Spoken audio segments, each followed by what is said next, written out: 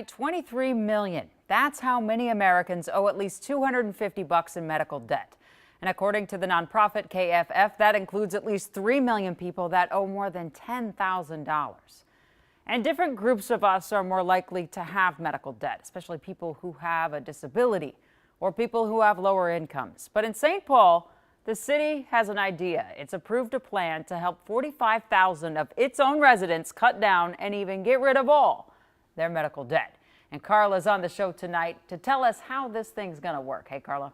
Well, hello there, Jana. This is a program that may defy basic math, but it is a common economic practice. Basically, the city of St. Paul is stepping up just like a debt collection company would. But this time, and according to Mayor Melvin Carter, it is all for the benefit of those facing medical debt.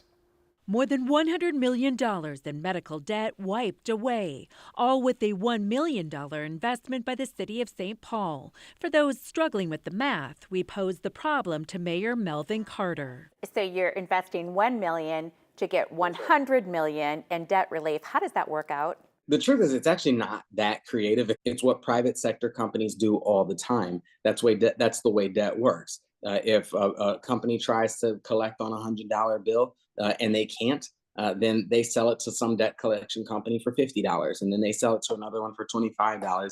And debt trades for pennies on the dollar all of the time. It's an economic model that works, proponents say, for the private sector and now for the public, with the help of a nonprofit organization, RIP Medical Debt. Basically, St. Paul is investing that $1 million in pandemic relief funding into the organization, all to make a real difference to those drowning in debt. According to the mayor himself, that's 45,000 St. Paul residents who, according to the Minnesota State Bar Association, are facing an average debt of $1,500. It's important on a financial basis because obviously debt is a financial strain on families. But frankly, even more importantly, for all of us who have just been through a global pandemic that we didn't like, medical debt, outstanding debt, is proven to be a barrier that keeps people from accessing the health care that we all deserve. As for the opposition, To those people who wondered, is this the right use of that money? To them, you said specifically, absolutely. Well, it's of course the right use of the money, but it's something we hear all the time, Carla. When we launch college savings accounts, people go, "Is that the right role of municipal government?" When we launch our guaranteed income pilots, it's proving that City Hall can change people's everyday lives. That the work that comes out of our city, the policies and the investments that we make, can just help lift people up on an everyday basis.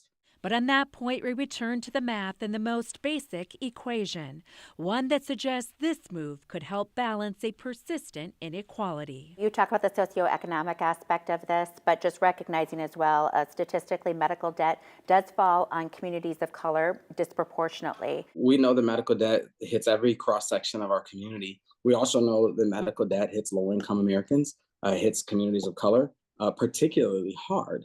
And so as we go down this whole body of work that we've launched in our Office of Financial Empowerment that says our number one strategy for economic development in our city is to make sure that people have dollars in their pocket and they know how to use them. And speaking of dollars, the medical community also welcomes the plan as a chance to collect payment. M Health Fairview, Health Partners, Allina Health, and Children's all support this deal.